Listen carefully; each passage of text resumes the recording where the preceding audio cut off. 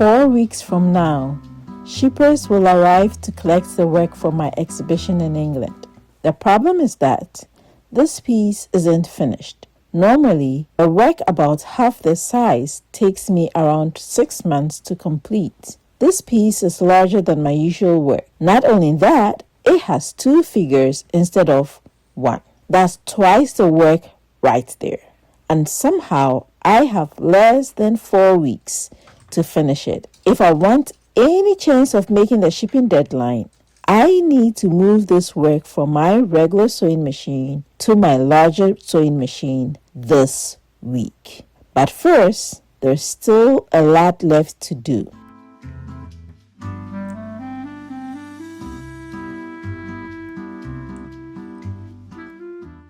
At the start of the week, the plan seemed straightforward. Finish the detailed embroidery on the hands and arms. Layer the work with 2 backing materials to make it ready for stitching on the mid-arm machine. Then, move everything onto my larger sewing machine where I can work faster and see more of the piece at once. Although the small machine is where I do my detail work, it's slower, but it allows me to get very close to the surface and to push down as much thread work as I need. Meanwhile, I can control every stitch carefully here. The mid-arm machine, on the other hand, is different. Once the work moves there, the focus shifts from tiny details to seeing the piece as a whole. And that's where I need to be going if I want to finish this work in time. One of the really big things about putting together an exhibition has nothing to do with the artwork. It has to do with deadlines. Can you get everything that goes into creating an exhibition together on time? The artwork, making it, is just one part of it, but there's the making it ready for display, making it ready and packing it to be shipped, then making sure that it arrives at the other end, what the plan and the layout of this display is going to be. So there's so much time pressure involved in putting together an exhibition, which goes way beyond making the art itself. So there is pressure in finishing the artwork as well as getting all the other pieces of the exhibition together on time.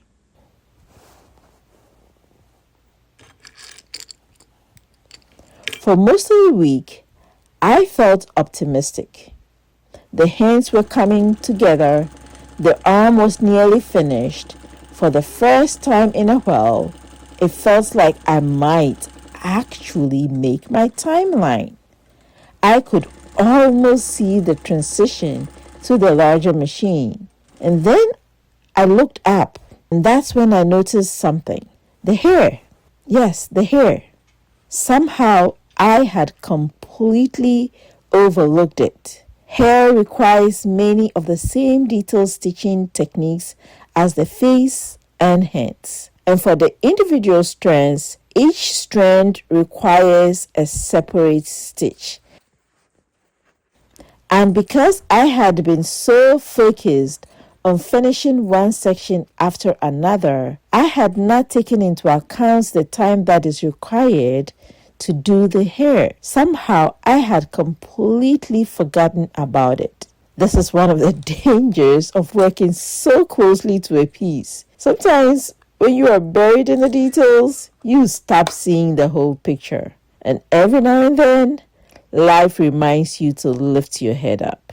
At that moment, I honestly wasn't sure I could stick to the timeline I had set for myself.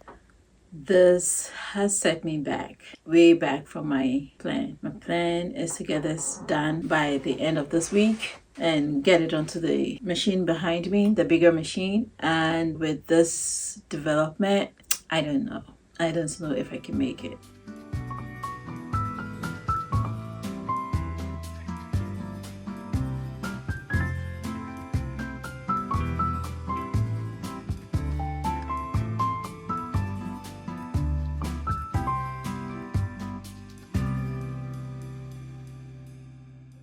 So I started stitching the hair, one section at a time, trying not to think too much about the clock.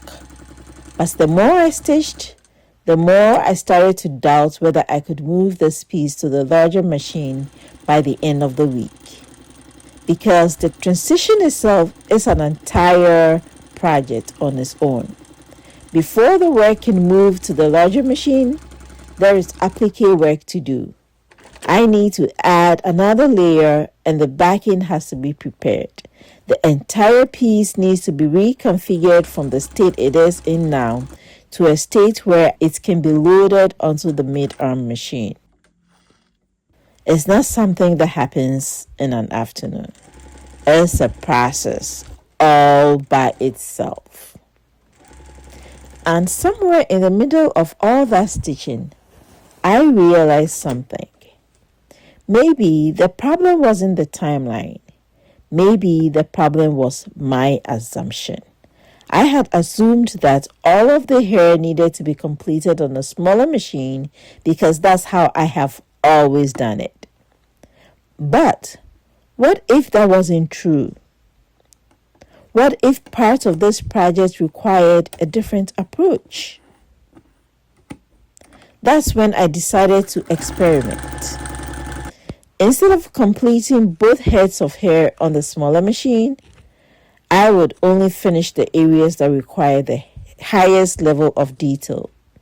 So I decided I'll do some part of the detail work here and then move the majority of it onto the bigger machine. It wasn't the original plan, but suddenly the project felt possible again after I had made this decision. And honestly, this decision changed my mood completely. The new plan bought me time, but not enough time. I was still behind. And by this point, there was only one option left. I had to work more. I had to work longer days and more hours, and the entire weekend. Not because I wanted to, but because I needed to give myself a chance to actually get this thing on the other machine by the end of this week.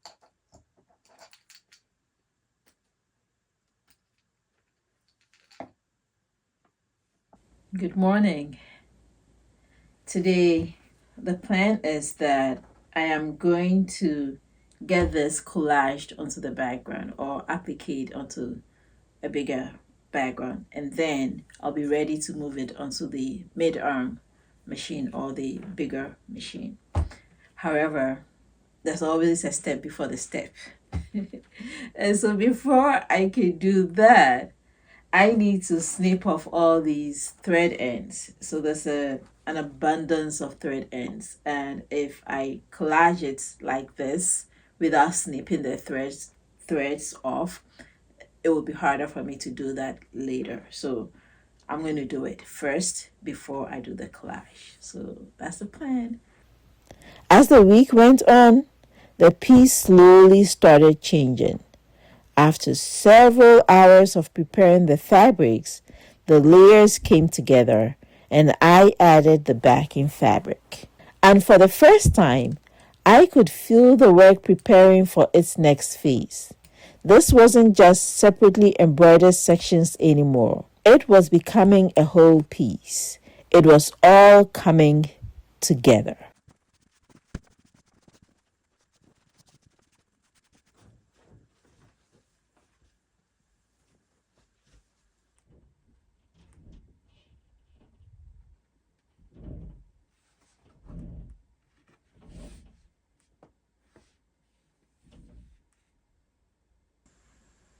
It is coming along, and I just need to put in more hours. I can't tell you the number of days that I went to bed after midnight, and I still have not finished. And I know I'm going to go to bed past midnight again today. It is coming along though, and let me swing the camera so you can see it. There it is. Oh, there it is.